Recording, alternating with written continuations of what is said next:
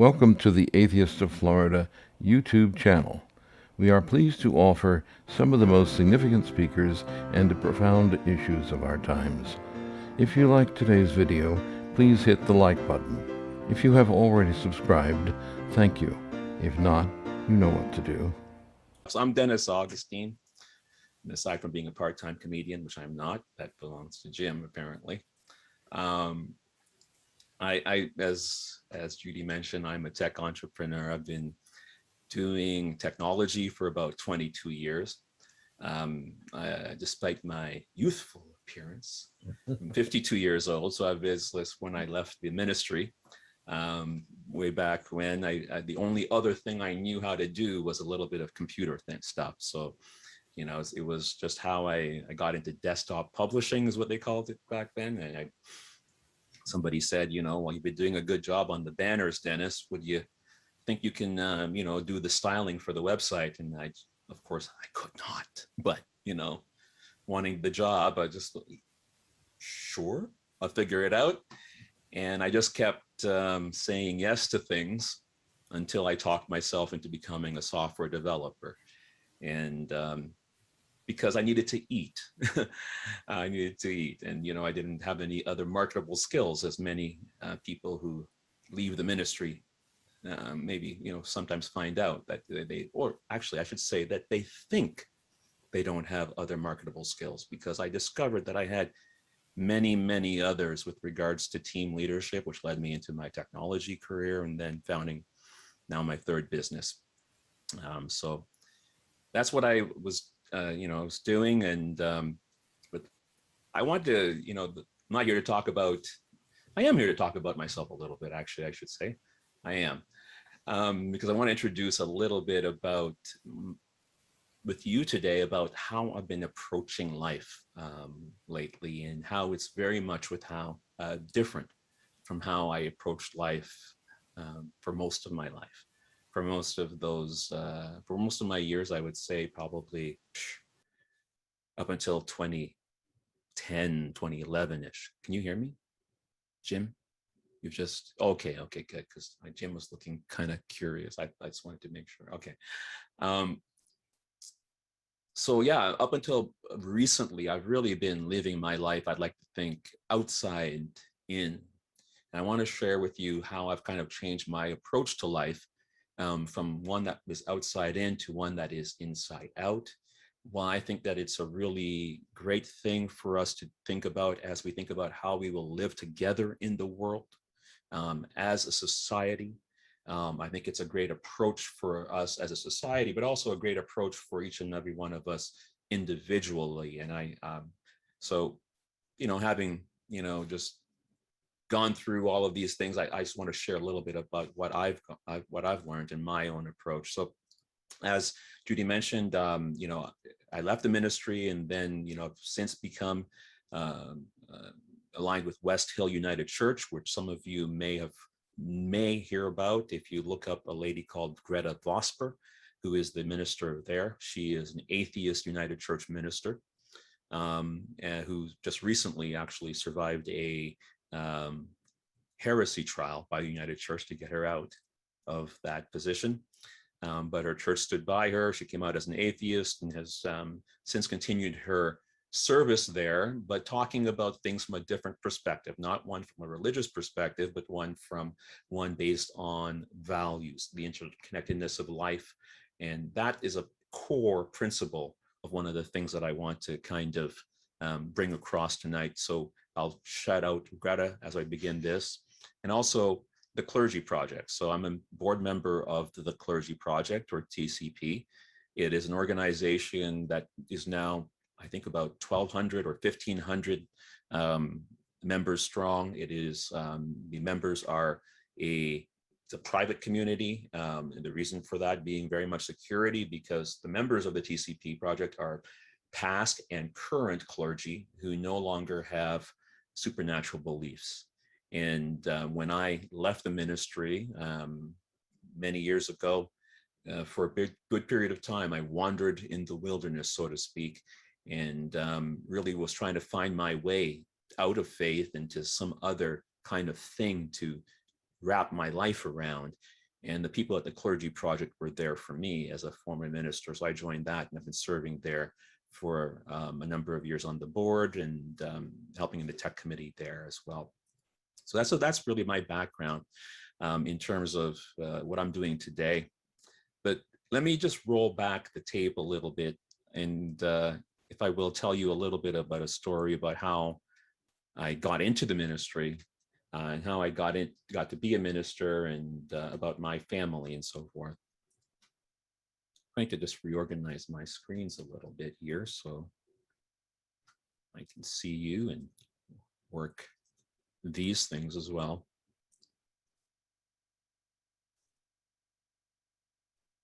There we go. All good? I'm still perfectly visible. There you go. Thank you, Jim, for the acknowledgement. So years ago, many years ago, I made a trip back to Dominica.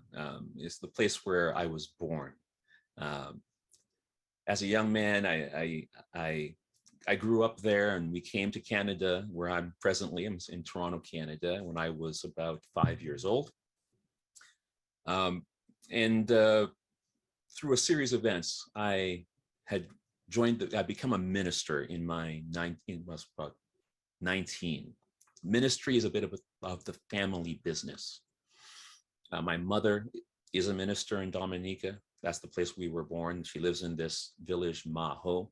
You see that image right there. She cares for poor people. She's in love with poor people. I think my mother is one of the kindest people on earth.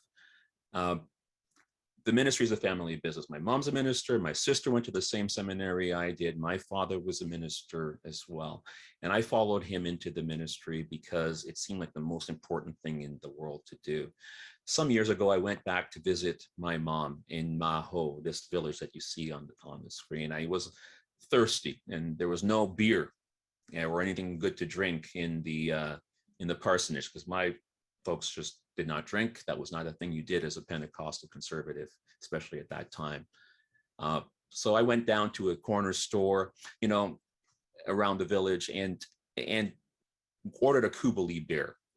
That's this thing here. When I went enter the store, the lady at the counter looks at me and says, "You're a preacher's son, aren't you?" And I am. So they used to call my dad preacher.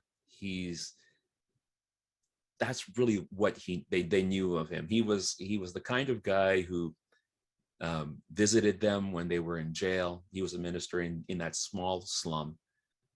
Visited them in jail. He took care of, drove them to work. He hired some people, employed folks in the village, but he was more than a minister. He was their friend. And she looks at me and she says, "You're a preacher's son. I can see that." I kind of look a little bit like my dad when I had grown a beard, or this is me with a beard when I went down there. So she recognized me. When I was a teenager, I used to kind of hate, like almost all teenagers, being compared to my parents, because, you're a bit of a rebel. But, as I grew and then finally entered the ministry and all of that, I got to love to be compared to him.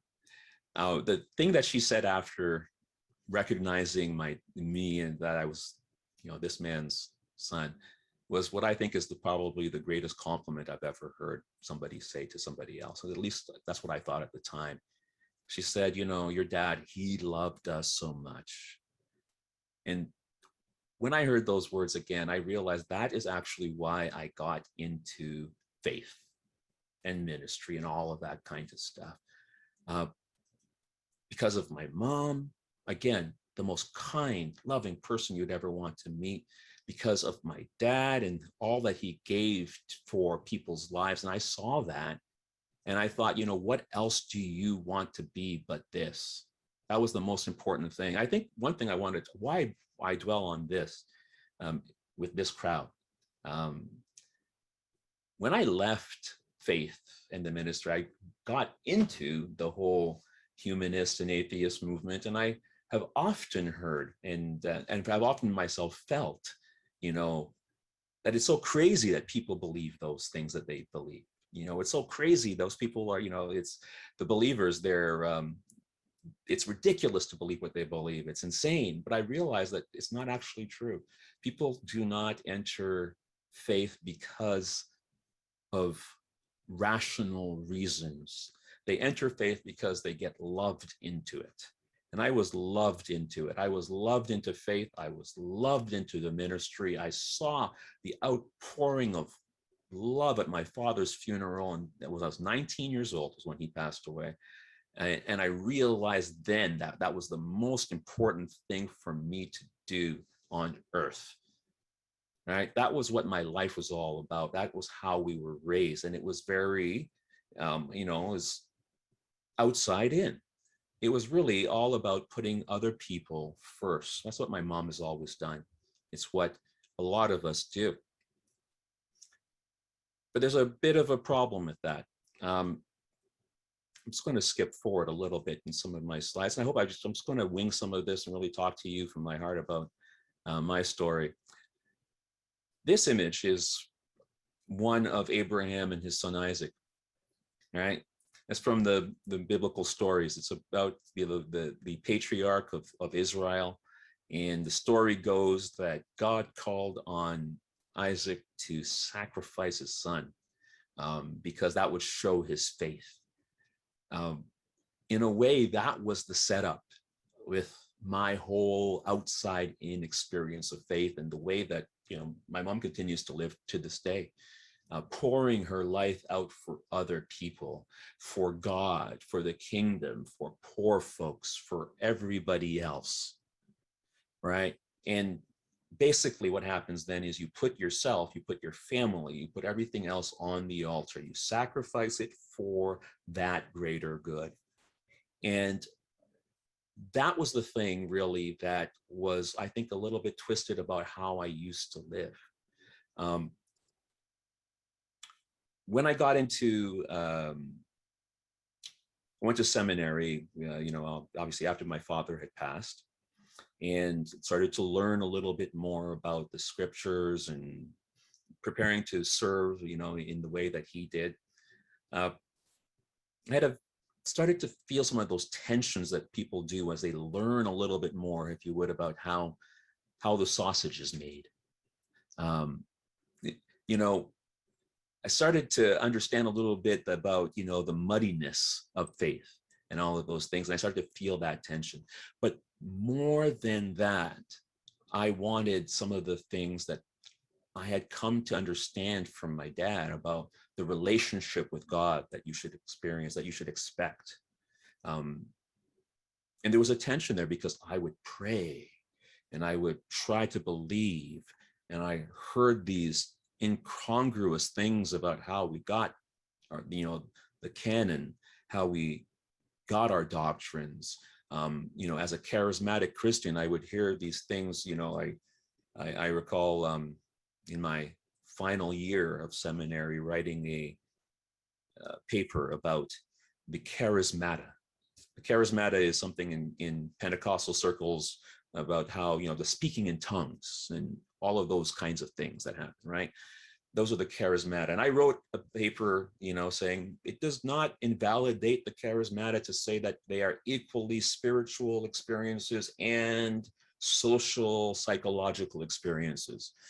And I had, there was this a really great professor that I had, Ronald Kidd, who gave me back the paper, and he gave me an A+, and he said, "Dennis, this is a great paper, and I think your father would be proud, but don't say any of these things when you go for your credentials exams, right? When you go and become, a reverend, don't say this about that, because that's a little bit of a gray area as far," and that kind of started to sit not quite right with me,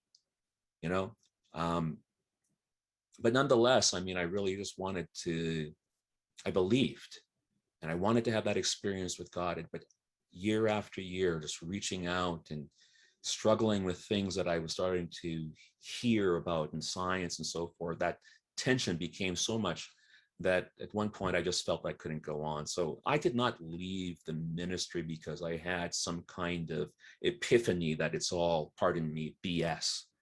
That was not why I left. It was not because some magic light turned on. I have to say, because I was exhausted by trying to reach out to God, exhausted by just kind of pouring my life out for this thing and not hearing somebody else on the other side of the call.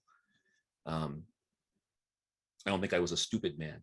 I think my father was perhaps one of the brightest people that I ever known. So it wasn't about those things, but the exhaustion of not hearing about God, and that really just crushed me. And I know that we as atheists, and I identify as an atheist and a humanist, like I said before, can make this very much an intellectual exercise, but I want to reemphasize again that it's not just about that, and that the problems that we have today are not just about religion, by the way. Because I'll say that, and I'll back up a little bit, this woman, my mother, there is nothing wrong in my mind with anything that she believes. I'm an atheist. I don't believe in the God that she believes in. But if you throw challenges at this woman, she will love you. She will work hard. She will feed children. She will do things that a lot of people should be doing. And I would call her a humanist, and a damn good one, right? So there's something for us to really be understanding about that. First of all, I'm just going to put that here because I'm in this setting. And I want you to understand that that outside in problem is not just a problem about religion. The outside in problem is one that can be about family as well, or relationships, or about politics, or about any ideology that you might have. When I left faith, I turned to my family. I helped to raise these two nieces, these two beautiful kids. I left faith, I got out of faith. I didn't have anything to drape my life around. The center of my world had kind of gone. I wasn't sure I believed in God. I kind of did, I kind of didn't. I was exhausted from the ministry, but I just had to get out. So I quit. I like to tell the story that I quit, and it was a Thursday, and on Friday I bought a bottle of scotch and a pack of smokes, and I decided I was going to go to a bar. And that's really what I did. I would quit on a Thursday, and I went to a bar on a Saturday, and I was just like, I don't belong here either. It was a total mess. And I was drifted for quite a while.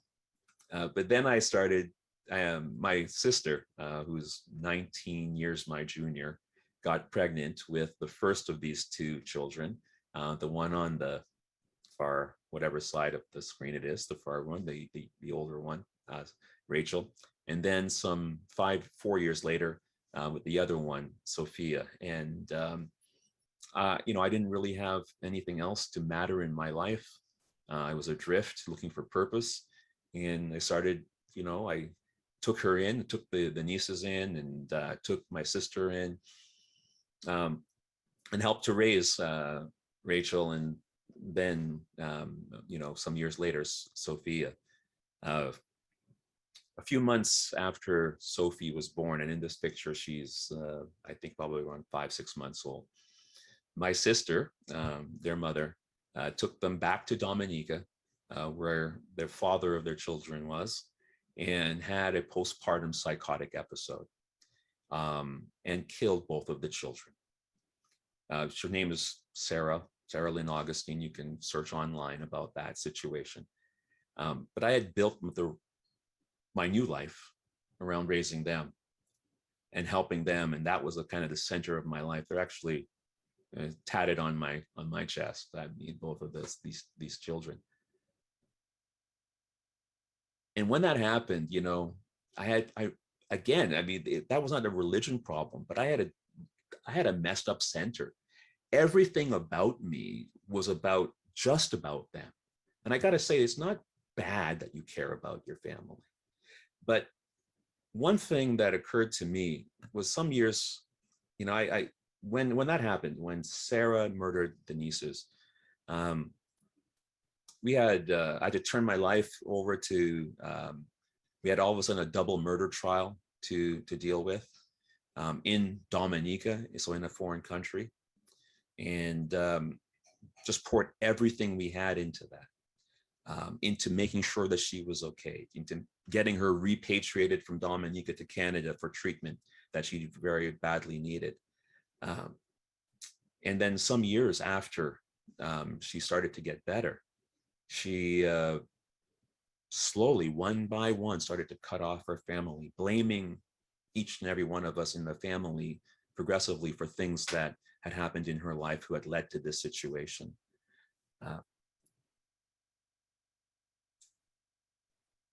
And when one day I was focused, I was one of the last ones she cut off, and she turned her back on the brothers and sisters, my mom, and I was one of the last people she was going to cut off. And I was talking to her saying, you know, how can you treat your mom this way? How can you treat our family this way? How can you try to, you know, try to really, like me, she was really kind of just,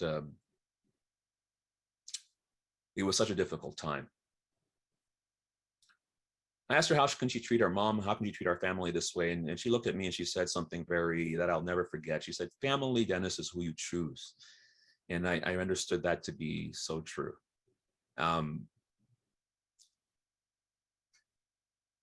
Some time after that, I feel like sometimes I feel like I'm telling the story of Job. This Job, and I see Jim. I'm looking at the gallery view, so I saw Jim turn his head and he's inquisitive. What Job is the guy in the Bible who had a situation where God was trying him. God was putting him through a test, and he had let one bad thing after another happen to Job. So Job had a storm and he lost his crops, and then, you know, his kids got killed, and then he got sick. And so those were the trials of Job. And through it all, Job decided not to turn on God. And so supposedly Job was the hero for this, right? Well, I was kind of going through my own trials of Dennis and of Job. At this time, it was the drifting from leaving faith. It was the discovering that really, even if you pour your life into your family, that is not necessarily a stable place upon to build your life, because even your family can turn upon you. It was some years after that, just a couple years after burying Rachel and Sophie, having my marriage collapse. Because after them, I had again turned to love. Love was going to be the thing that would save me. It was the only thing that was left. And so it was, you know, I found myself a woman to marry. And at that time, her father was ill and dying of cancer. And we poured ourselves into dealing with helping him, and into our marriage and into all of those things, only to have that collapse. And at some point around 2010, 2011, 12, rather, I was just rubble. I was really rubble. My marriage had just collapsed, just buried the kids, I had no faith, and I was at my absolute lowest. And I was moving out of the place that I live by myself, and I just had a mental breakdown. I spent the night in a hospital. I was actually on antidepressants because of the kids and the marriage, and you know, it was misprescribed those things perhaps a little bit too much. We had to tweak that a little bit, but I ended up with a mental breakdown. I was in a hospital in North York General Hospital here in the northern part of Toronto. And I realized that I had to reorient how I lived my life, because all of this outside in stuff that I had been doing was just not working for me, right? God was not going to be the center of my life, and religion. I could not necessarily count on family to be the center of my life, you know, not even love, somebody's external validation of your life can really be a stable foundation upon which to live your life. And when I was there in that room by myself, I realized that I had to stop that. And I had to start from a different sort of a basis. So all of this is going back to like the basis for why I want to talk to you about changing your viewpoint from outside in to one that is inside out, right? When you're living an outside in life, outside in life is one that's based on a principle where, your life, Jim, Enrique, Amy, Marcos, your life is not the most important thing in an outside in perspective. In an outside in perspective, you don't think for yourself. We'll tell you what's right and wrong, right? In an outside in perspective, you put others before yourself. And there are absolutes, things that are most definitely right and most definitely wrong. That's an outside in perspective. And like I said, that is not just religion. That is ideology of every kind. We see this right now happening, and you're my neighbors to the south. I see it happening in stark contrast with regards to your political silos. There most definitely are absolutes, and you should toe the party line. You should believe, if you are a Democrat, you should believe these things. If you are a Republican, you must believe these things. That's an outside in perspective. There are absolutes, and I will tell you what you should believe. In an outside in perspective, things like country can come before the value of your life, right? Things like your religion or your marriage or that abusive spouse or that job that is sapping your soul comes before your life because you have responsibilities in an outside in perspective. And that's going to lead to rebel, right?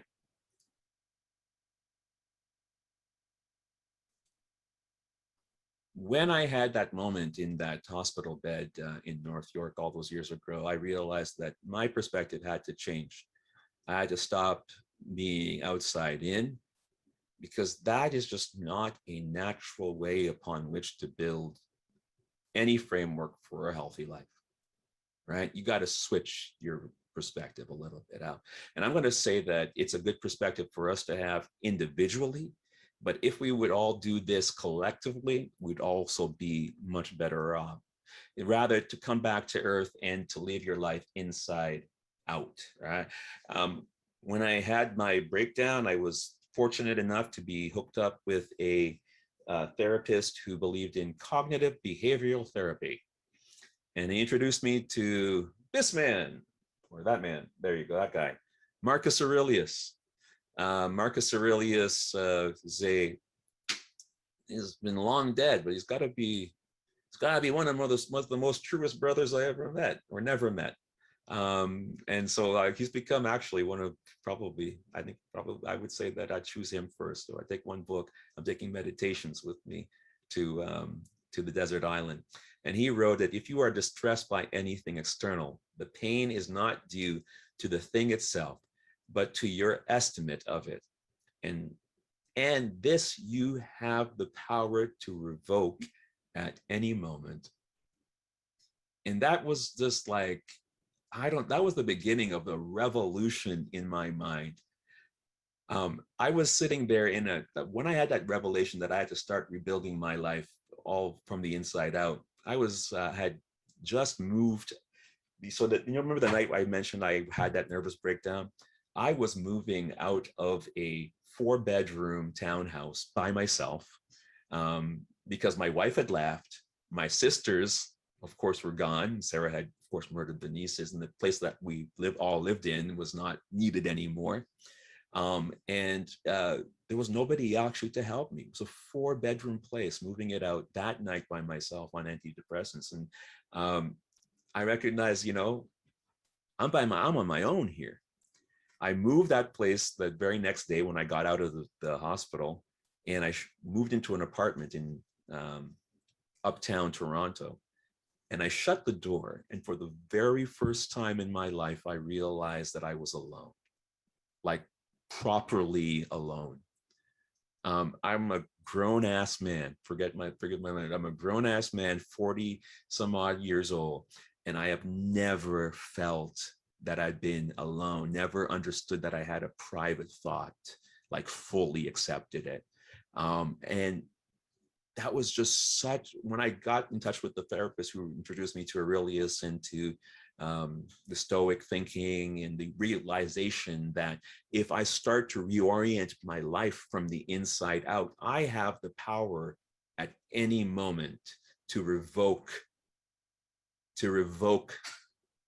right, what the world is trying to put inside of me, because I start from the inside out. It doesn't go outside in, it starts inside out, right? So that means that if I have control over my mind, I get to revoke whatever the world is trying to do to me if I can master that. And that was revolutionary for me.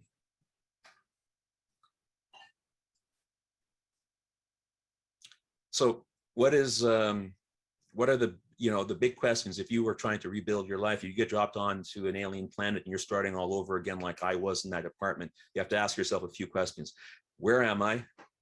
Okay, you opened your eyes in the world. Like I felt like I was reborn that evening. Where am I? What's going on? Who am I? What should I do? These are the big questions you have to address when you're rebuilding your life. And the things that really help us to figure that out are the things that come with an inside out perspective. And there are some principles I want to share with you that I've kind of rebuilt my life around. I'm going to speed through some of this, and we're going to leave a little bit more time for discussion questions. Some more basics around how I've built my inside out perspective, and I just humbly share this with you. I think there's some principles. One is that you got to understand that the thing that's important in life is life, right? Because if something is not good for something, then it's good for nothing, right? And I'll say that something that it has to be good for is something alive, right? Because rocks are not part of the ethical equation, right? So when we're talking about ethics and how we should live, because that's what ethics is how we should live in the world, then we got to be talking about things that are living. And so therefore, that the first principle I think we should all be able to agree on is that life is important, right? So an inside out perspective is grounded in life, grounded specifically in my life, by the way, because if mine doesn't matter, neither does yours, right? So that's how that goes. So an inside out perspective is grounded in life. If I'm going to answer the question, where am I and what's going on, I need really good tools in which to do that. So an inside out perspective is one that's based on science. It's one that really helps me to understand what the hell is going on around here. I understood that I couldn't trust myself, or anybody else for that matter, to tell me what was going on, because I was 40 years old when I discovered everything I understood about the universe was wrong, like everything, right? So how are you going to build an inside out? You have to have something on which to base it on, and thankfully we have the greatest achievement of humankind is science, and an inside out perspective is grounded in science. An inside out perspective is not one that is selfish, though. I got to tell you, I want to tell you that in my new ethics, and I can say this way, and my mother would gasp when she sees this recording, I'm sure. I'll say it this way, because my mother still is a minister and tries to reconvert me every time. But in my new universe, the one who decides what's right and wrong is this guy right here. This guy, right? And I would submit to you that actually is a really good attitude for everybody to have, right? Why? When I say start with my life and the importance of my life, why is that not a selfish thing? Should everybody just do whatever they think is best for them? Like just be selfish, greed is good, all that kind of stuff? No, I'm not saying that. Don't say that at all. Because if you understand science, you also understand that none of us just dropped here out of nowhere. Everything in life, every living thing is interconnected, right? All of us have a single common ancestor, after all. That means I'm related to the worms and the monkeys and the banana and Jim and Enrique. I can pick on Jim because I keep smiling at me. Yeah. Thanks, man. I'm related to all of you. And I know this as a fact, right? So all of life is interconnected. So if I start with saying my life is the most important thing in the universe, I am not by any means diminishing yours. The other part of this that really makes this a great perspective for people to which build their lives upon is that we also understand through science that every viewpoint is relative, right? Einstein taught us that there are no privileged viewpoints. If you understand the theories of relativity, and you must be one of the only few people who do, but if you understand a little bit about the theories of relativity, you'll understand that there are no privileged viewpoints in the universe. Everything is relative to another in terms of its viewpoint in motion. That same thing applies, might I say, ethically speaking. If I am the most important person in the world, and consciousness and means that my consciousness, my relative experience is just as unique as God's if he exists, right? He can only know what he knows from where he stands, and he's not standing right here. So if every perspective is unique, then there's two things that are very true at the same time. One is that your viewpoint is just as privileged as mine. And it's also true that you're not so special. So those two things are very true at the same time and not contradictory. You are extraordinarily unique and your viewpoint is as valid as anybody else's, but get over yourself, you ain't special. And if we can acknowledge both of those two things, then I think we have a really great basis upon to which to build an inside-out viewpoint, an inside-out way of living that is a lot more healthy and holistic. I'm going to turn off these slides just for a second and just kind of talk to you. Give me a moment to adjust.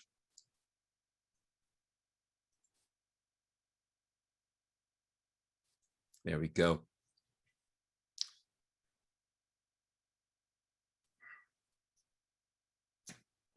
So, I mean, how has it worked out for me so far?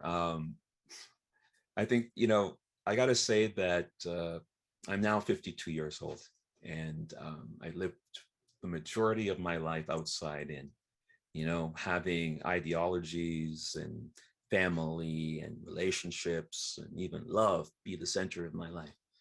But I got to say that, finally, over these last 2012, 2013, over these last 8 years, 9 years. And a lot of that has to do with this lovely lady I met around that same time too, helping me change my life.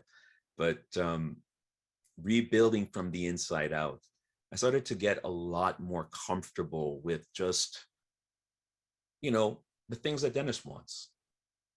And realizing that those are totally valid and important, because if I'm at the center of the ethical universe, what I want is totally cool. As long as it's not hurting you, Another good thing about understanding that you start with yourself is that you understand how to mind your own business, right? If things are not bothering you, if something somebody else is doing is not bothering you, mind your own business. It lets you live and let other people live. So it lets me appreciate the things that I want to enjoy in the world without thinking I should be doing this or that because somebody else told me I should. It lets me appreciate what you want, because I know that the things that you want are just as important as the ones that I want, because I'm not that special.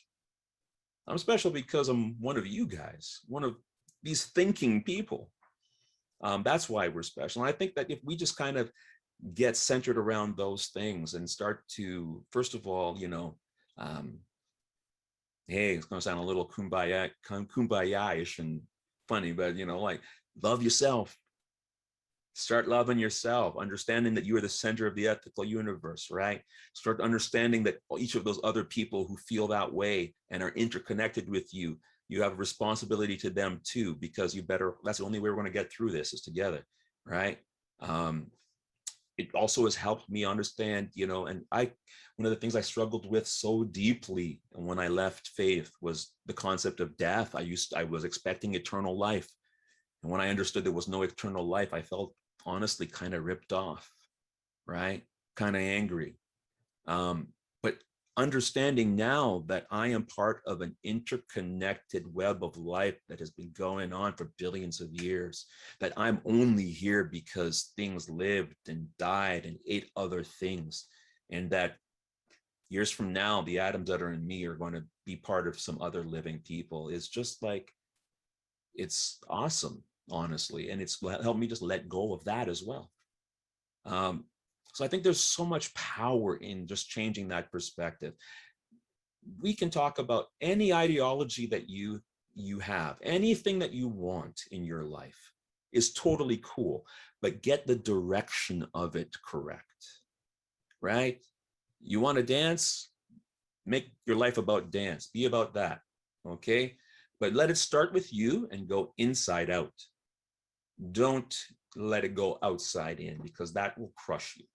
Inside out is the thing that's going to help and sustain you, and I hope it will sustain all of us as well.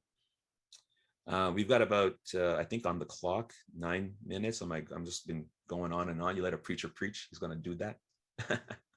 No, we go to 6:30, so you have. Oh, very nice. So that's perfect. Actually, I want to take time to talk to people. As long as you have time. So I like talking to people. Okay. Let's talk to people. Okay. About my ramblings.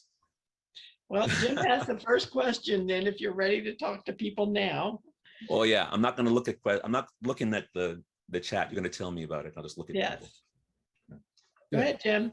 Alrighty then. Well, now that's quite a bit of insight there, and I think it's very useful to talk about the outside in life as opposed to the inside out life.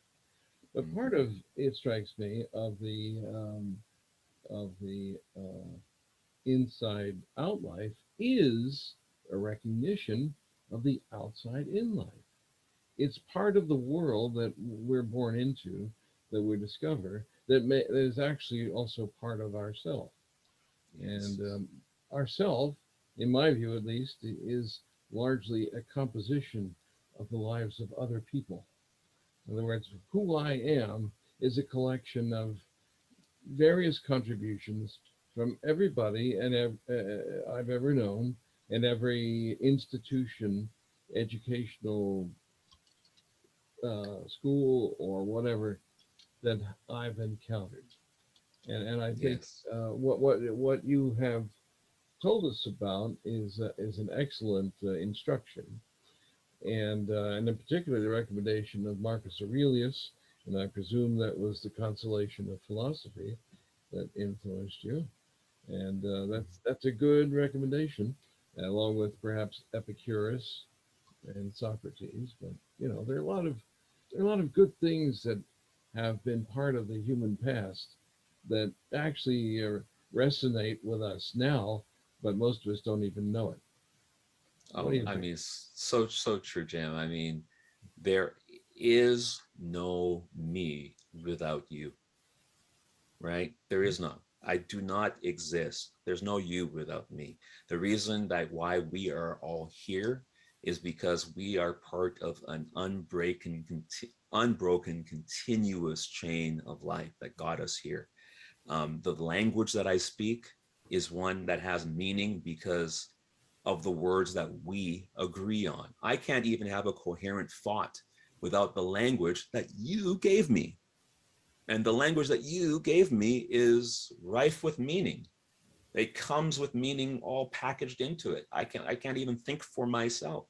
You say you think for yourself, but you can't think for yourself if you start to really think about it.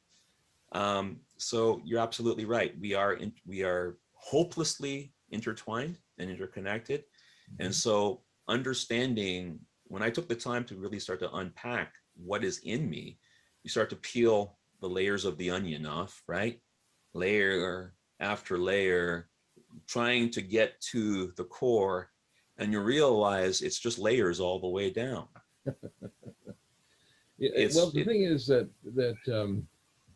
it's very difficult to have an original thought, as you said, because all the words have been used already.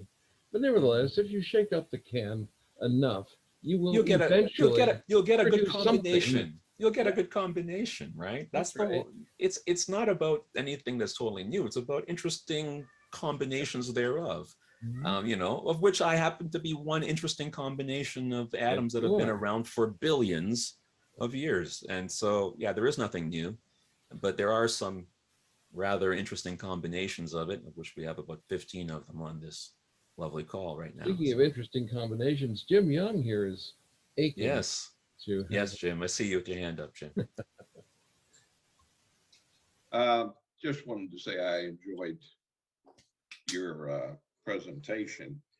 There are a number of people in this group who have, I will say, abandoned religious faith so that we can empathize with the trauma. I will characterize it as trauma of being faced with the unpleasant task of having to accept that what we believe with all our heart was bullshit, and that we were going to have to do some major shakeup and start all over again. Yeah. So I really appreciate you sharing that. I'm sorry. I feel for you and your trials and tribulations with your family. But one of the things that I wanted to reach out to you was that I would like to be able to engage in a conversation with you one-on-one by way of email, because there are a number of things that I would like to discuss with you. And I didn't see your email address at all in the meeting notice. So if there is a way that I can get your email address, I would like to do that, because I would like to discuss a lot of the perspectives, the philosophical perspectives that you now have. Absolutely. So I'm going to put in the chat, I'm going to put in the chat, .org, I'm just typing it wrong, my email at the Clergy Project. So it's Augustine at clergyproject.org. Anybody is welcome to email me there about these sorts of things, and yeah, we can have some dialogue. And one of the things that I wanted to address, this approach that you are taking with the inside to out or outside to in, it's quite a new discussion from where I'm sitting. I never have really looked at my life in those terms. And so there seems to be some confusion from my perspective, how I would characterize myself or in my relationship with the outside world. But it's one of the things I'd like to talk about. It's a very interesting topic. And I'm something of I'm very philosophical, and ethics are extremely important to me.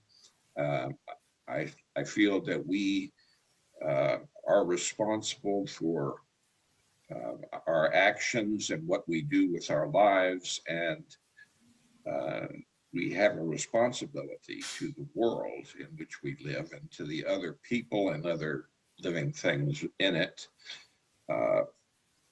And we're not meeting that responsibility. So Yeah. there's lots to talk about. Oh, yeah.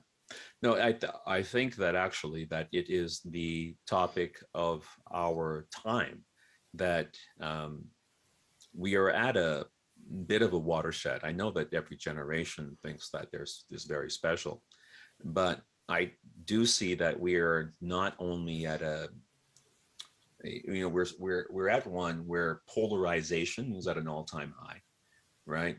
We used to have, like, when we're talking about media, media used to be very much right across the country.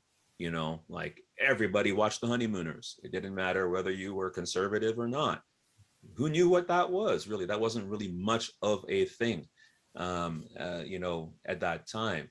but we are now in a place where, people live in entire information universes that are different from others, right? Like my mom, who, like I said, I could call her a humanist, and I call her, I say, one of the best people on earth, lives in the conservative Christian information universe. And so while I was shocked that my mom actually thought that getting a vaccine might inject her with microchips, I should not be shocked about that, because she lives in an information universe where this not stupid woman has this information and believes these things because or suspects these things because that's part of the package.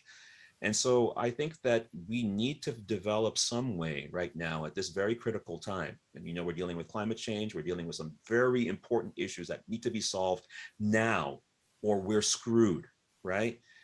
And we're so far apart that unless we find some common ground upon which to have conversations, we're going to be in very serious trouble. And so understanding the interconnectedness of life, and understanding that we have responsibilities to each other and to other living things, right? And to other intelligent living things, of which we might be one of the few in the universe, by the way.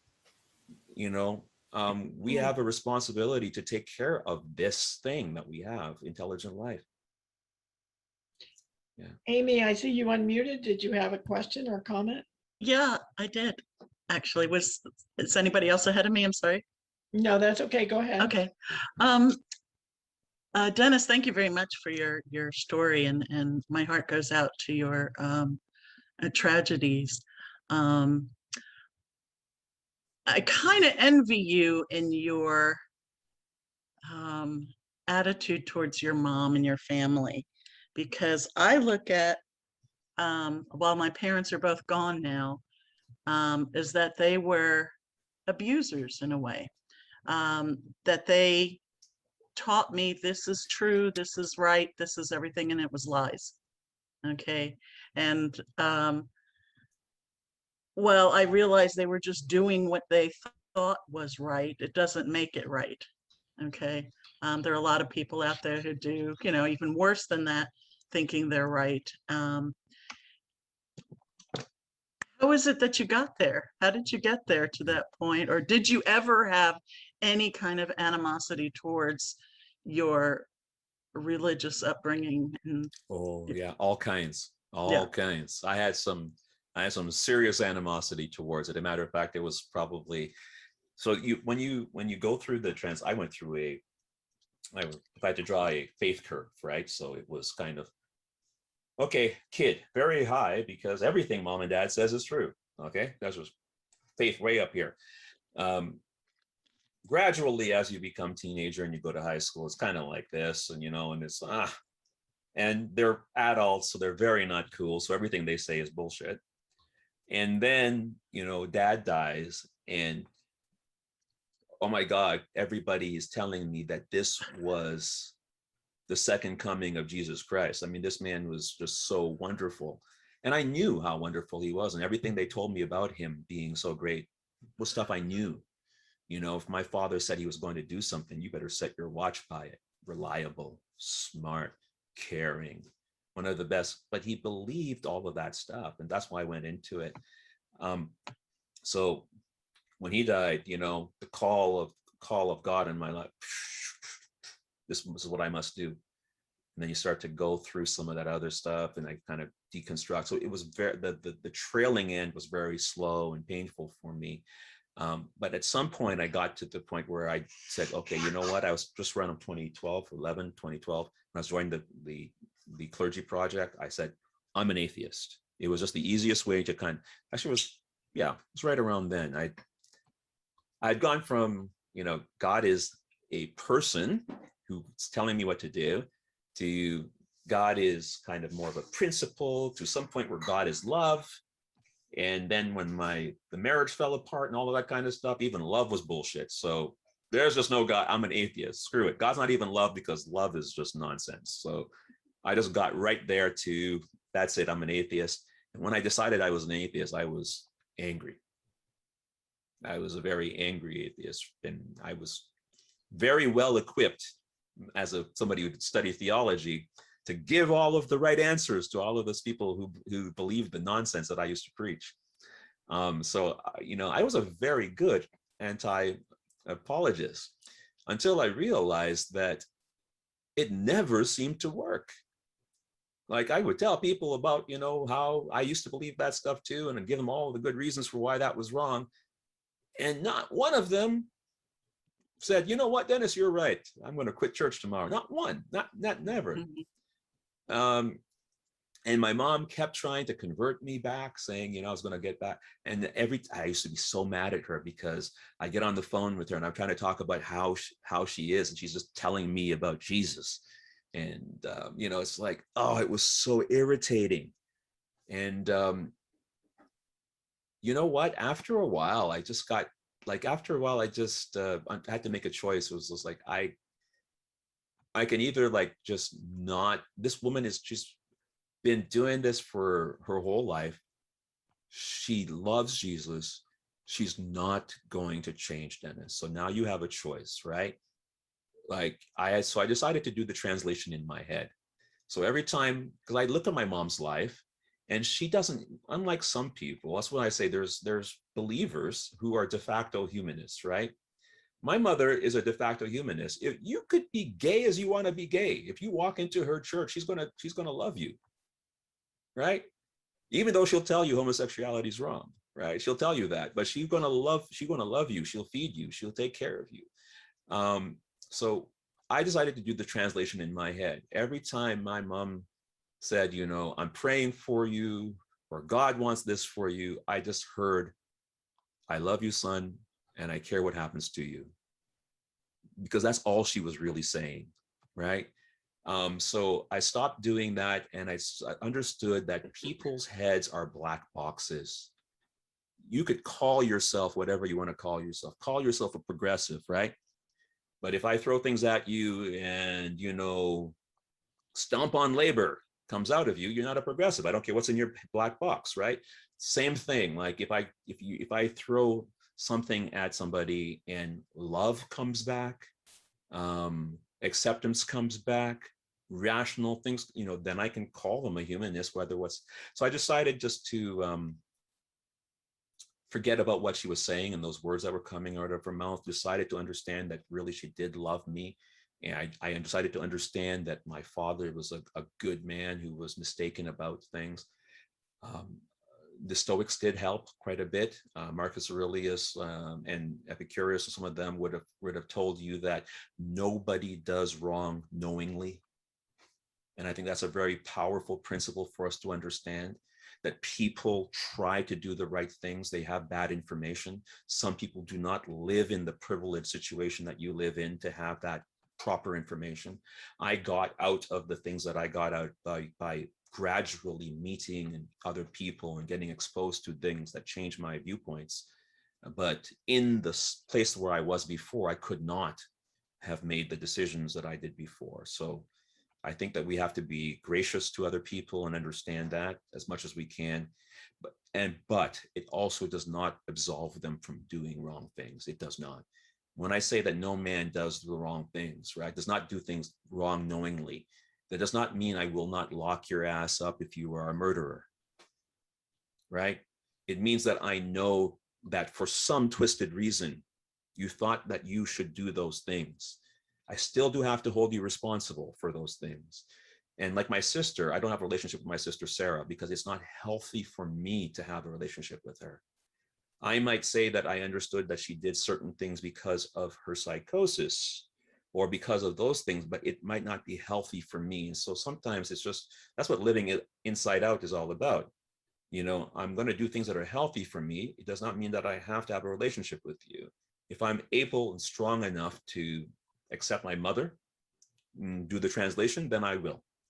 But if at a time when I was not, it would not be a wise thing. So, I would say the same thing for you. I think it was Amy who spoke that, with your people who are still very religious, or the ones who have gone back, who've passed since, that perhaps at the time you did the right thing from an inside out perspective by pulling back from them. But when you can get yourself to a point where you can do the translation in your head and just kind of get that distance, I think an inside out perspective allows you to, you know, let them be themselves, and just as long as they ain't hurting anybody, you know, let them be. Thank you, Amy. Enrique has something you'd like to say? Hello. Well, I don't know. I'm just going to say a little bit about myself, I guess. I'm in San Antonio, and I attended a lot of the meetups over here for atheist groups and free thinkers groups. I mean, they've gone kind of quiet in the last few months, and they become kind of inactive. But I've participated since 2007. I grew up with no religion. And so I joined these groups. And so basically I'm meeting people who had religion, and they share a lot of the same experience that you've described, and that I've heard other members here. So it's kind of like they're Christian atheists, Jewish atheists, Muslim atheists, Hindu atheists, because they say that I am lucky because I guess I don't have this past, you know, bubbling up every now and then, and whatever trauma or emotion that they may associate with it.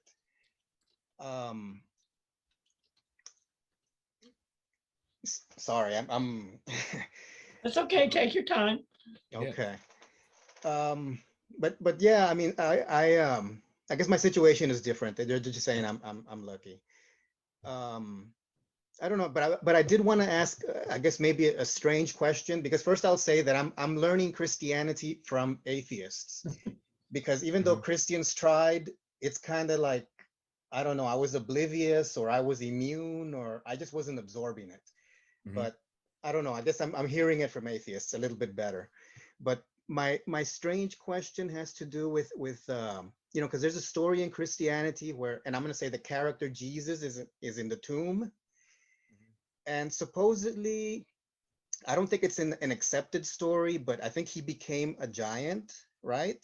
And then he pushed the stone. And I grew up, first I'm gonna add, I grew up with Marvel comics. You know, some people grew up with the Bible. I grew up with Marvel comics. And the characters, you know, they expressed a lot of morality and, you know, fighting for, you know, for something greater. And I don't know. But I guess I can't help but see Jesus as Ant-Man, you know, the character Ant-Man, Giant Man from the Avengers. Okay. And I don't know. Are there other stories? I'm sorry about the strange question. Are there other stories that might say something about, you know, Jesus's ability to control his size?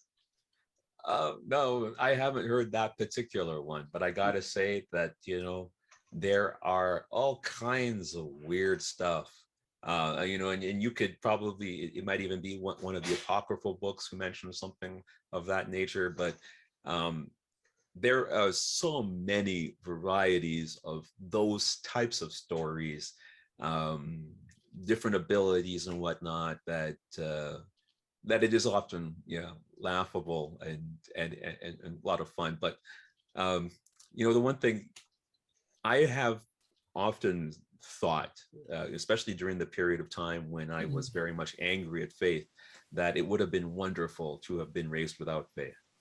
And in the last 8-9 years, as I've kind of just honestly, and at 52, it's hard to say that you grew up in the last 9 years, but as I've grown up over the last 9 years, I've got to say that I actually retract that. So I do not regret anything, not a moment of my upbringing. Even though I understand that all of it was based on something that was technically bullshit. Because I see that there's been so much instilled in me with regards to really loving people that came from my mother and father. Like my mother and father, when I talk about loving people, I mean, like they really love people. I mean, our whole lives, our family was for everybody else. And I think that that is a wonderful thing that we should cherish in people. There are a lot of believers out there who love people a great deal. They do it and they say they do it because God told them to. But after you do things for 30, 40, 50, 70 years, it just kind of becomes who you are. So what if they say my mother could not stop loving people if God told her to stop tomorrow? She couldn't, right? Because it's just part of who she is at this point. And so I think there were things that came from that upbringing that have value, that I think actually we should understand that it has value because it is evolutionarily what is called a good trick. Do you understand what I'm saying by a good trick? A good trick is those things that helps you to survive long enough so that you might evolve in evolution, right? Because without some of those things, you're dead. And before we had really proper organizing principles for our societies, we had shaman and priests and those kinds of good tricks that kept us together and gave us a reason not to kill our neighbors because, daddy will zap you before I could make all the laws and structures and stuff to kind of do those things. So there were a lot of things that came from faith. That is a good trick from a societal perspective. And I think that actually, as of late, with the decline of religion, the ethical leaders in society have come from two categories, from religion and from politics, right? And as soon as I say those things, you'll understand that both of those people have failed us, especially very dramatically over the last few decades. And so there's no longer ethical leadership de facto in society at all. And so I think that there is, we have things like the American Ethical Union, which I'll give them a shout out, because there's people who are trying to do the thing that we should be doing about having that. But I think that is one of the things that faith has given us. And I wish that more of us would talk about, that we really should start focusing on ethics more as a society, and an ethics that's based upon a groundedness in life. Because whether you're Muslim or Christian or an atheist or whatever you want to be, the thing that we can agree on is living is better than dying. Can we agree on that? Health is better than sickness. Yes. Wealth is better than poverty. So far, so good. Let's talk about how we can do more of that. I think that's what we should have. These are the conversations we need to have. And I think that, that the one good thing that faith had given us was a forum from which to talk about our shared ethics. Now, it was an exclusionary forum. So now we need inclusionary forums to do that, right? Which is why I describe myself as an atheist, because de facto, I don't believe in God. So therefore, I'm an atheist. That's just kind of the definition of that thing. And a humanist, because I think actually that's the more laudable thing to be. Because you can be an atheist, not a humanist, and to me, you're still an asshole. Can be, absolutely. Right? Yes. I know some of those. Thank you. Not too. So Andrea, thank you, Enrique. Andrea, you had something you wanted to start to contribute? Yes, thank you for your presentation. It hits right at home. My passion is politics, and I tend to be liberal. And my brother is a Republican, and he's right wing. He's not a crazy Republican. He's not QAnon. He's just middle class Republican. He's financially stable. And I'm from a Jewish background, and his whole thing is about Israel, that Trump and the evangelicals support Israel. And he seems to not care about the morals or the ethics of Trump and the far right, regardless of what they do. I know my brother is a good person, and I just can't understand why he's not concerned about this country and the character of the people in the government. Now, why does this bother me? I'm 72 years old. I probably haven't got much longer to go. So why, you say you have to look inward. So I'm having trouble, I guess, with that, looking inward, why this is so important to me, my side of the story. That's it. Yeah. I mean, I think, Andrew, when you, sometimes when we see things very clearly, like we believe that, we see what is where people are making errors, it can be hard to sit back and just let them make certain errors, right? And I think that, I struggled with that a lot with my sister, just like I was saying, I was one of the last ones that she cut off. And, it's hard to let that go and to let them make their mistakes. I think that's the sort of toughest thing, especially when they are family, right? That's the toughest thing because you feel like a responsibility towards them. But ultimately, everybody has to make their choices about, how they orient their lives. I think that your brother, if he is in in that circle of information, he has certain facts. He has different facts. Some might call them alternative facts. Exactly. Exactly. He might have alternative facts, which you don't have, but he might be making rational decisions based upon those alternative facts. And I think that that's one of the dangers that we have. But I think what's helpful in these things is if we can just pare those things back down to their essentials, right? Just back down to, okay, let's just forget about whether they're Israeli or Palestinian. Let's just get more fundamental. Okay, they're, if this Palestinian and this Israeli had a mother who was Palestinian and Israeli, who had a mother who had a grandmother who was the same woman. And probably did. And all of us are descended from the same African woman. All of us. That's a fact. That's a fact, right? So what? So that goes what it goes down to is that, if we can recognize that all of life is interconnected, if we can recognize that things like race and culture and nation are just extensions of family relationship, if we can understand that the only reason you are a Palestinian and I am an Israeli is because we lived apart long enough, then we should get back down to, if we're saying that family is important, then the Palestinian and the Israeli is my family. And if we say that life is important, what I should be talking about is how to preserve life. I really don't care about your political issues. I really don't care about your history. Let's just agree on stopping killing each other first, and then we'll work out the rest. And I think that's what we got to get back to essentials with some of these conversations. We get back to is it better not to kill people? Okay, let's figure out how we can do that. Is really what we got to get back to some of these essentials. So I think if I was questioning your brother, if I was you, I mean, just really getting back to, hey, the Palestinians and the Israelis are all relatives. It would be a good thing if they all got along, wouldn't it? Let's try to be on the side of life rather than on the side of any political ideology or national ideology or whatever. Let's try to be on the side of life, because that is the pressing question of our age right now. That wouldn't get to him. Well, it might not. I wouldn't face him. Yeah. You know what? Like I told you, that's a liberal point of view. It's a liberal point of view, and he's not going to accept that. Well, like I said,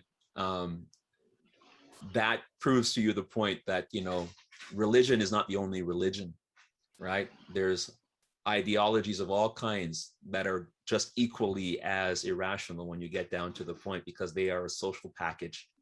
And at some point, you have to accept the social package that somebody has, the information that they live in, and just decide what your relationship with them will be.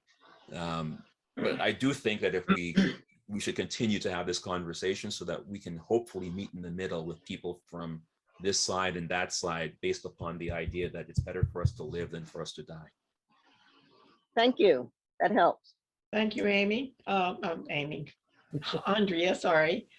Joe Reinhardt has something he would like to bring up. Yes, just briefly, I thought you might perhaps enlighten us or comment on the limitations of imposing reality from the inside out as opposed to the outside in, because it seems to me the inability to identify those limitations is called mental illness. Oh, absolutely. Yeah. So you're absolutely right. So you've heard of the cave analogy, that we are all actually we all live, as it were, in a cave. I forget, was it Socrates' cave? Thank Yeah. you, sir.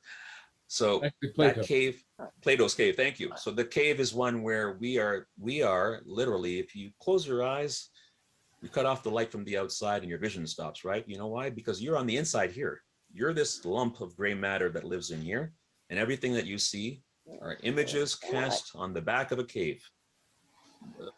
Your retinas, if you're looking at me on Zoom right now, that's where that lives. And then it's translated into stuff in your head. So everything that you have is stuff that you process and you make up. It's a story you tell yourself about the world. Everything that you know is a story you told yourself. I want you to think about that for a second. None of it is real. It's a story about reality. And so if we understand that, we have to understand that our jobs as thinking people is to tell ourselves the stories that are most consistent, right? So insanity is not really just, insanity is when you tell yourself a story that's inconsistent. And I think that that's the point, Joe, that kind of bridges that gap. So when you live inside out, yes, it is centered on me and my experience, but I have to tell myself a story that is consistent with all of the things that I get from the outside. Because that, I do not deny that there is an outside world, because I have to, that's how I got here. There must be an outside world because I'm here. I'm thinking, I did not come out of nowhere. I started some point. I came from somewhere. I came from all of you. Now I have to tell myself a story about the world that is consistent. And the only reliable way that I know about for me to do that is in one that is science-based, that is fact-based, that puts together all of the pieces so that they are cohesive. And that's really how we judge truth in logic.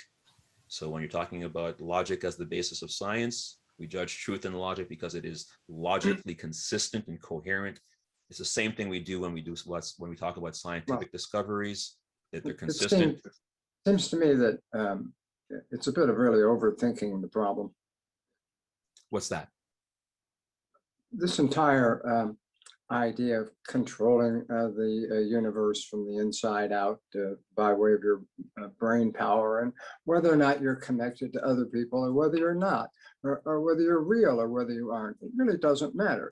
As far as I'm concerned, my senses tell me everything that they tell me, and I have no other way of interpreting them. Just like I'm not a bat, I have no sonar power, for instance. Okay? Yes, of course. And so since I have no other way to interact with reality and the universe, and I accept it for what it is, and I don't dwell on whether or not it's insane or how correct or incorrect it is. I'm satisfied with it because I've arrived at it after 7.5 decades. And I know I can't control what I think about. Thoughts come and go. I have no choice in the matter, but I can do this. I can control whether or not I dwell on on any particular thought.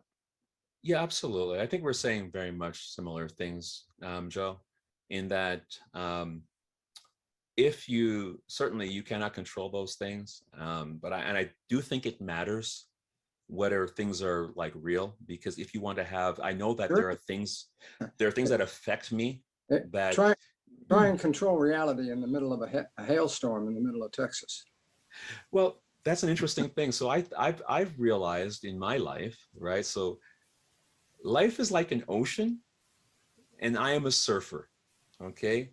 I don't fight the ocean, right? Because if you try to fight the ocean, it will destroy you, right? So what I've realized about life is if I want to have certain results, I have to understand what the world is doing and align myself with it, right? Because when I fought it, it nearly destroyed me. And so it's very important for me to assimilate all of the feedback that I'm getting from the world and make sure that I understand it in a consistent fashion and that I behave in a way that enables me to guide my surfboard so that I don't get crushed. And so I think that's really why, you know, it is rather a more consistent way of viewing the world. And I think, well, I just want to say that in my humble 8-9 years of using it, that it's been useful for me, and certainly has allayed my doubts and my fears about death. Has made me understand how I should run my business. I might All of those things. rise above, I might go below. I'm going to ride with the tide and go with the flow. Go with the Change. flow. Exactly. Exactly. Thank you, Joe. We're almost out of time. I don't know. Sorry, I hope I didn't cut you off too soon, Joe. If there's anything anybody else wants to bring up before we close, I did want to bring up a couple of things, and that is that women are taught consistently from childhood to live their life outside in and do what pleases everyone else and to take care of everyone. And it's a real struggle for women to accept that it's okay to not do that. So I can relate to what you're saying because it's been a struggle, and I think it is for most women who are taught that. And you know what else that is? I think another thing that I've recently realized about that fact is it's also a very good trick. So it's also evolutionarily why we are still here, because there have been billions of years of mothers who would run and face lions to save children. And that has been why women are kind of geared that way. And I think, but it's empowering for us also to realize that it's a trick. And don't you fall for it, Judy, Eileen, and the rest of the ladies here. Don't you fall for it, Amy. Don't you fall for it at all. Recognize that you are equally entitled to live your life inside out, and that the rest of the world better align with the things that are important for you and your happiness, if because that's what we need to do. I had a counselor once remind me that on the airplane, they tell you to put on your mask first and then save other people. That's a good, that's exactly the rule. Yes, because you can't help anybody else unless you help yourself first. Amen to that. The other thing is going back to your comments about religion and the views of as we evolved. Living in small villages, I was just reading about the brain today, so this is why it's on my mind.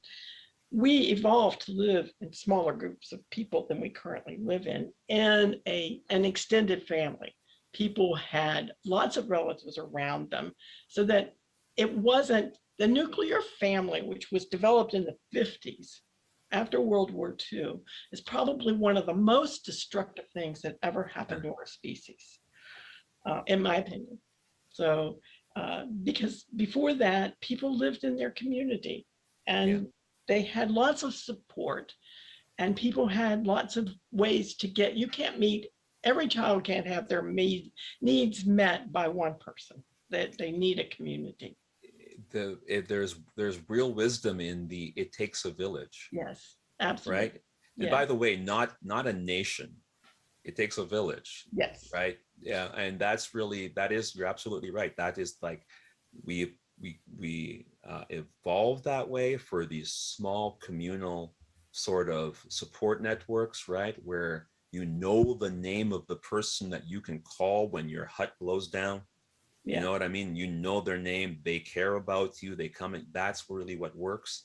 But we're more and more moving away from that. And you're right, we're doing it in our ideological silos, but we're also then in the nuclear family structures. It's not as, quote, natural as we are. So I think we have to be very intentional right now about how we think about how we should construct our society for maximum benefit. And for us to understand where some of these tricks come in. And that's why we need to kind of have a viewpoint that is based on science, so we understand the tricks that nature plays on us, so be able to respond to them a little bit more effectively. And the only last thing I have to say goes back to your letter, where you said that the way to reach believers is to make them value themselves. We cannot make them value themselves. We can help them understand that they're valuable. Yes. But they have to learn to value themselves. Yeah. We cannot make anybody do anything. That's probably, if I had to write it again, I'd make that edit. Yes. I'm sure. So, It's been a yeah. while since you wrote that letter. Yeah, it's been many years. Like, but you know what? It wasn't bad for something. I No, don't know, it when was was that? great. When It was was that great. written? I don't know. I didn't have the date on there. It just It probably was around 2012. I probably. bet you. That's Probably what was when I started to make that. It sounds like 2012, Dennis. Yeah. So Yeah. I really want to thank you for this really inspiring and moving talk. And I do want to give you my condolences. I know the pain never goes away with something like that. It's there. It gets more tolerable. You can learn to cope with it in different ways. I gotta tell you, it's gone away. Has it? Well, good Absolutely. for you. It 100% has gone away. That's wonderful. Because I learned the secret, but you know, nobody was out to get me, right? Oh, But yeah. it's nothing personal. And then, you know, there's happy is the man who knows the causes of things, right? And that is really where I've kind of just started to unpack how things happen and to understand them. It's the same way I've honestly, like I've unpacked a lot of things. I am a young Black man who grew up in white, affluent Oakville in Toronto. So I had the privilege of growing up poor amongst rich people, and faced things that we would here in, you know, the Great White North. But I've understanding how things work, understanding how evolution and family relation leads to kind of group things and then racism and other things, understanding how, you know, psychology leads to this and that, and my sister's psychosis.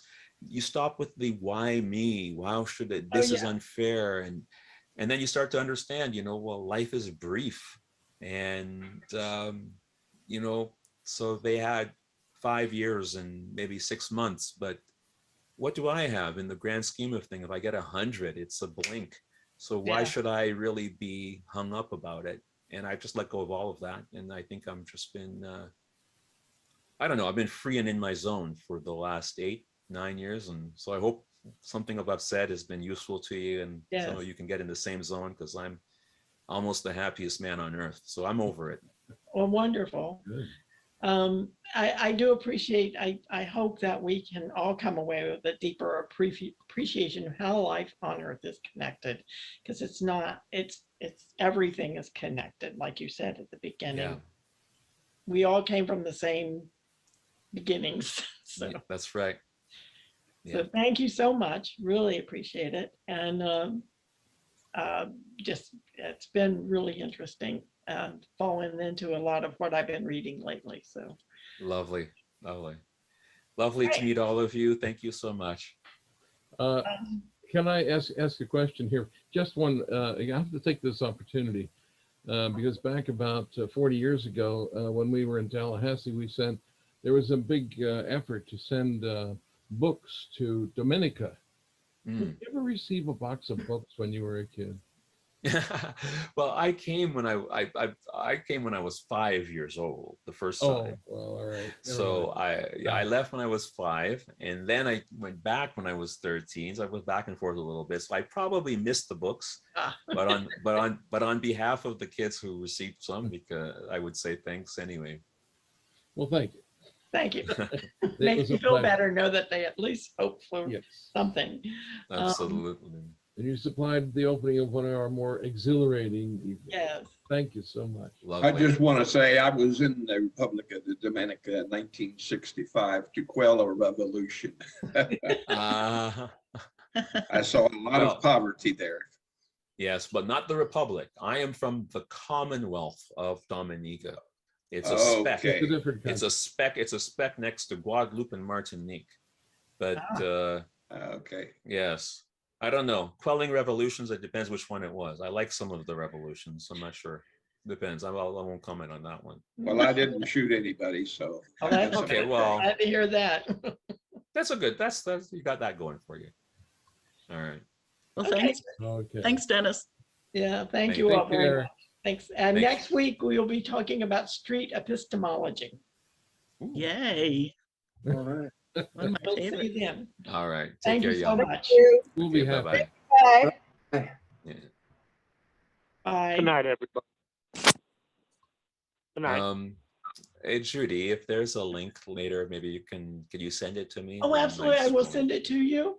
If you find Okay. anything you want changed in the video or a podcast, let me know. Okay. I will fix it. But yeah, I'll send you the link when it's up. It Okay, should be lovely. Monday or Tuesday, depending on how energetic I get. Yeah. Well, take your time. No rush. Okay. All right. Take care. Thank Pleasure. you. Thank you so much. Bye. If you are pleased with our programs, please tap the like button and then subscribe to our channel. Don't forget the bell so you don't miss any notices of new material. We usually post new content every week. See our created playlists to discover events thus far this year, or to see a list of topics and speakers from our rapidly growing and diverse collection since 1992.